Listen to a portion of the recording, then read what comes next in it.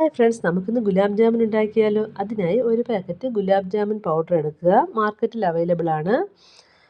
ഇത് വളരെ ഈസി ആയിട്ട് ഉണ്ടാക്കാൻ വേണ്ടിയാണ് ഞാൻ ഈ പൗഡർ എടുത്തത്. അതല്ല എന്നുണ്ടെങ്കിൽ നമുക്കൊരു 3-4 പീസ് ബ്രെഡ് സൈഡ് കട്ട് ചെയ്തതിന് ശേഷം അതും ഒരു 2-3 ഏലക്കയും കൂടി മിക്സിയിലിട്ട് അടിച്ച് നല്ല ഒന്ന് പൗഡറായിട്ടൊന്ന് പൊടിച്ചെടുക്കുക. അത് ഒരു ബൗളിലേക്ക് ഇട്ടിട്ട് ഒരു കപ്പ് വെള്ളം വേണ്ട, നമുക്ക് ആവശ്യത്തിന് വെള്ളം ഒഴിച്ച് കുഴച്ച് ചപ്പാത്തിക്ക് മാവ് കഴിക്കുന്ന പോലെ കുഴച്ച് മാറ്റി വയ്ക്കാം. ഇത് വളരെ ഈസി ആയിട്ട് ഉണ്ടാക്കാൻ വേണ്ടിയാണ് ഞാൻ പൗഡർ യൂസ് ചെയ്തത്.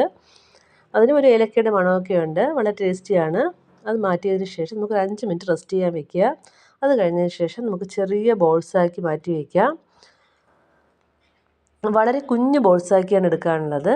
അത് കഴിഞ്ഞ് നമുക്ക് പഞ്ചസാര പാനി തയ്യാറാക്കാം. അതിന് വേണ്ടി 1 കപ്പ് പഞ്ചസാര 1 കപ്പ് വെള്ളത്തിലിട്ട് ഒരു 5 മിനിറ്റ് ഒന്ന് തിളപ്പിക്കുക. അപ്പോഴത്തേക്കും ഇതൊന്ന് അലിഞ്ഞ് വരും.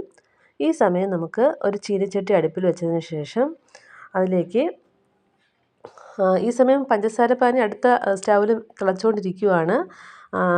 ആ സമയത്താണ് നമുക്ക് ഈ ചീനച്ചട്ടി അടുപ്പിൽ വെച്ച് കുറച്ച് നെയ്യ് അതിലേക്ക് ഒഴിച്ച് കൊടുത്തതിന് ശേഷം ഈ ഉരുളകളാക്കി വെച്ചിരിക്കുന്ന ബോൾസ് അതിലേക്ക് ഇട്ട് കൊടുക്കുക. അത് കഴിഞ്ഞ് തിരിച്ച് മറിച്ചിട്ട് വേവിച്ചെടുത്തതിന് ശേഷം വളരെ കുറച്ച് സമയം മതി, കാരണം ഉടനെ തന്നെ നമുക്ക് ഇട്ട് കൊടുത്ത ഉടനെ തന്നെ അത് നല്ല ബ്രൗൺ കളറായി മാറും. അത് അതിനെ കോരിയെടുത്ത് നമുക്ക് തിളച്ച് മാറ്റി വെച്ചിരിക്കുന്ന ആ പഞ്ചസാര പാനിയിലേക്ക് ഈ ബോൾസ് കുറേശ്ശെ ഇട്ട് കൊടുക്കാം.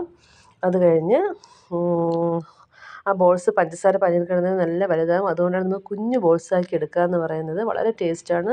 എല്ലാവരും ട്രൈ ചെയ്ത് നോക്കുക.